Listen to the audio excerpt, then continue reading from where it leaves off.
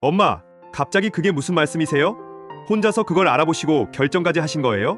그 결정은 너무 극단적인 거 아니에요? 저희는 그냥 요양보호사 더 자주 보내드릴 생각이었는데요. 엄마, 왜 우리랑 먼저 상의 안 하셨어요? 마치 저희를 믿지 못하시는 것처럼 느껴져요. 그러게요, 장모님. 저희가 못 챙긴다고 느끼신 건지. 그러면 더 잘해드리면 되잖아요. 아니야, 그런 게 아니야. 안녕하세요. 저는 78세 이연우입니다. 지금부터 여러분께 들려드릴 이야기는 평범한 제 이야기입니다. 어쩌면 여러분의 모습일 수도 있을까요? 편안한 마음으로 들어주시기 바랍니다. 이제 아침에 혼자 일어나고, 혼자 밥을 짓고, 혼자 앉아 먹는 시간이 꽤 익숙해졌어요. 식탁 위엔 딱 한 사람 분량의 반찬만 놓이고, 늘 둘이 앉던 그 자리엔 이제 저 혼자만 앉아있네요. 아이들 방은 그대로인데 그 방에서 나는 웃음소리도 복도에 울리던 발자국 소리도 이젠 들리지 않아요. 가끔은 TV라도 켜두지 않으면 집안이 너무 고요해서 정말 내 심장 소리까지 들릴 것 같더라고요. 남편 떠나보내고 한동안은 정신없이 지냈어요. 장례 치르고 자식들 보내고 그제서야 집에 혼자 남았다는 걸 실감했죠. 시간은 참 공평하게 흐르는데 그 시간 속에 있는 제 마음은 어디에 멈춰 서 있는 것 같았어요. 하루 종일 멍하니 창밖을 보다 어느 순간에 내가 여기에 왜 있는지조차 희미해지더라고요. 하루하루 점점 투명해지는 기분이었어요. 전화기는 조용하고 자식들은 바쁘고 약봉투만 하나 둘 늘어났죠. 노후 대비요. 나름대로는 열심히 준비했어요. 퇴직연금도 넣었고 보험도 들었고 아이들 다 결혼시켰고요. 그리고 마지막으로 고민한 건 이 나이에 혼자 살아도 괜찮을까? 그 질문부터 시작이었죠. 그땐 몰랐어요. 그 선택이 내 삶을 어떻게 바꿔놓을지. 자식 키울 땐 이럴 줄 몰랐죠. 정말 하루하루가 정신없이 흘러갔으니까요. 밥 해주고 학교 보내고 밤새 열이 나면 가슴 졸이며 간호하고 그렇게 살았죠. 그 아이가 장성했어. 결혼하고 나니 기특하면서도 이상하게 나랑 점점 멀어지는 느낌이 들더라고요. 처음엔 일부러 연락을 자주 했어요. 밥은 먹었니? 감기 유행하는 것 같던데 조심해라. 그랬더니 아들이 그러더라고요.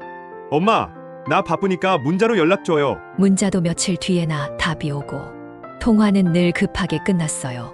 어느 날은 며느리가 전화를 받아서는 어머님, 강철앱이 회사에 많으니까 너무 잦은 연락은 좀.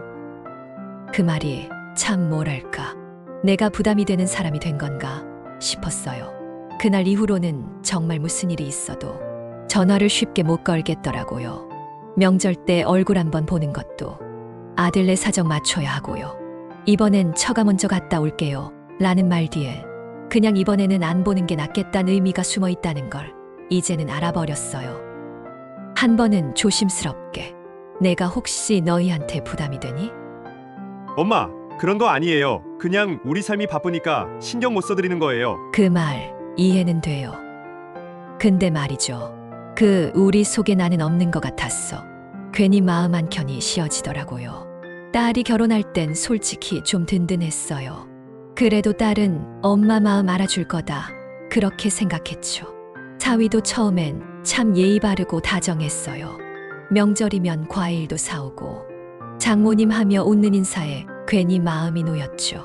근데 어느 순간부터인가 딸이 자꾸 전화를 피하는 느낌이 들더라고요. 엄마, 나 지금 바빠. 이따가 다시 연락할게. 그 이따가는 늘 하루가 지나도 오지 않았고요. 한 번은 전화했어서 엄마가 된장 좀 해놨는데 좀 보내줄까 했더니 엄마, 최서방이 집에 음식 냄새 많이 나는 거 싫어해서요. 미안, 마음만 받을게요. 그 말에 속이 뜨끈해졌어요. 된장이 아니라 내 마음을 거절당한 느낌이랄까요. 또 한 번은 허리가 삐끗해서 딸에게 말했더니 딸이 이러더군요. 엄마, 병원은 다녀왔어요? 근데 요즘 우리도 애 키우느라 정신이 없어서요. 혹시 계속 아프시면 요양보호사나 간병인 쓰는 건 어때요? 그 말을 듣는데 머릿속이 멍해졌어요. 내가 그토록 아끼고 키운 딸한테 이젠 요양이라는 단어가 먼저 떠오르는 사람이 되었구나. 물론 이해해요. 애 키우고 살림하고 회사 다니는 거 얼마나 힘든지 알죠. 근데요, 가끔은 그냥 엄마, 내가 갈게요. 그 한마디가 듣고 싶었어요. 그날도 평소처럼 대충 아침을 챙겨 먹고 혼잣말 몇 마디로 하루를 시작했어요. 뭐 특별한 일도 없었고 그냥 늘 그렇듯 조용한 하루였죠. 근데 욕실 바닥이 미끄러웠는지 발을 헛디뎌서 그대로 넘어졌어요. 툭 하는 소리와 함께 엉덩이부터 쿵 하고 바닥에 앉았을 때 숨이 턱 막히더라고요. 움직일 수가 없었어요. 핸드폰은 거실에 있고 누굴 부를 수도 없고 그 좁은 욕실 바닥에서 한참을 그냥 앉아 있었어요. 그때 생각했어요. 아, 혼자 사는 게 이런 거구나. 진짜 무섭구나. 결국 한참을 기어 나왔어. 이웃분께 부탁드려 병원 가서 치료받을 수 있었어요. 병원에서 퇴원하고도 한참 동안은 누군가의 손을 빌리지 않으면 일상이 불가능했어요. 처음엔 자식들한테 말도 못했어요. 걱정할까봐요. 솔직히 다들 멀리 살아서 말해도 못 올 거라고 생각했죠. 그래도 연락은 했고 결국 간병인을 쓰게 됐어요. 처음엔 체면도 좀 상하고 남의 손에 내 몸을 맡긴다는 게 참 낯설고 부끄러웠어요. 밥해서 먹는 것도 씻는 것도 누군가의 도움이 필요하다는 게 참 서럽더라고요. 간병인은 친절했고 말수도 많지 않았고 일도 잘했어요. 근데요, 그분이 집에 다녀가면 왠지 모르게 집이 낯설어졌어요. 이상하게 불편하더라고요. 한 달이면 괜찮아질 줄 알았던 몸이 생각보다 더디게 회복되더라고요. 침대에 누워있는 시간이 점점 길어지고 잠깐만 걸어도 숨이 차고 팔 하나 드는 것도 힘이 들었어요. 예전 같지가 않다는 말, 그게 이런 건가 싶었죠. 간병인 도움을 받는 것도 처음엔 불편했지만 그래도 적응했는데 시간이 지날수록 현실이 보이더라고요. 비용이 너무 컸어요. 하루에 10만 원도 넘고 한 달이면 몇백만 원이 훌쩍 넘어가고 약값에 병원비까지 더해지니까 통장 잔고가 눈에 보일 만큼 줄어들기 시작했어요. 그러다 하루는 간병인 분이 조심스럽게 말하더라고요. 여사님, 혹시 요양원 같은 곳 알아보신 적 있으세요? 이렇게 사시기 너무 힘드실 것 같아서요. 날 걱정해준 말이었는데 그래도 그 말이 괜히 서운하게 들리더라고요. 내가 그렇게까지 못 움직이나. 이제 내 집에서도 내 맘대로 못 사나. 마음 한켠이 쿡쿡 찔렸죠. 요양원이라는 말이 어쩐지 나를 무너뜨리는 말처럼 느껴졌거든요. 그날 밤 누워서 한참을 생각했어요. 결국은 내 몫이더라고요. 누구도 내 대신 살아줄 수 없고 누구도 내 대신 결정을 내려주지도 않으니까요. 자식들한테 손 벌리기도 싫고 간병인을 계속 두기엔 돈이 너무 아깝고 이대로 더 나빠지기 전에 결정을 해야겠다 싶었어요. 그래서 조심스럽게 요양원에 대해 알아보기 시작했어요. 근데 제가 뭐 방법이 있나요? 이웃분들한테 좀 물어봤죠. 근데 그게 또 쉽지 않더라고요. 몸은 편했지만 마음은 더 아팠어요. 식사 시간도 말하는 것도 다 통제당하는 느낌이었어요. 같은 방 할머니랑 안 맞아서 스트레스를 너무 받았어요. 같은 공간에 있는데도 나 혼자 너무 외롭더라고요. 돌봄보다 감시를 받는 기분이었어요. 휴, 정말 그날은 아무 생각도 하기 싫었어요. 요양원도 간병인도 자식들도 어디에도 내가 쉴 자리가 없다는 생각에 그냥 모든 걸 놓아버리고 싶었어요. 식탁 앞에 앉아 있었는데 밥 한 숟갈도 목에 안 넘어가더라고요. 도대체 나는 이제 어떻게 살아야 하지? 그 질문만 머릿속에 계속 맴돌았어요.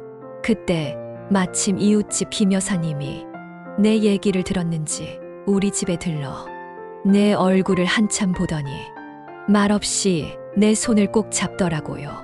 우리 동네 행복복지센터 가본 적 있어요? 내가 거기서 좋은 얘기 들었거든요.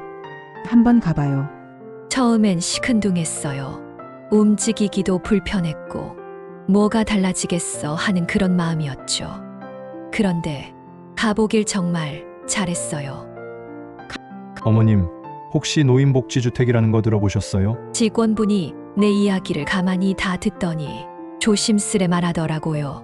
요양원처럼 의료 중심만이 아니라요. 어르신들이 스스로 살 수 있는 환경을 제공하는 주거 공간이에요. 혼자 사는 분들이 입주해서 각자 독립적으로 생활하지만 필요하면 의료나 돌봄 서비스도 연계받을 수 있어요. 비용도 아주 저렴하게 생활하실 수 있고요. 정말 그런 곳이 있을까 의심도 갔지만 직원의 자세한 설명을 듣고 나니 가슴 한쪽이 뻥 뚫리는 것 같았어요.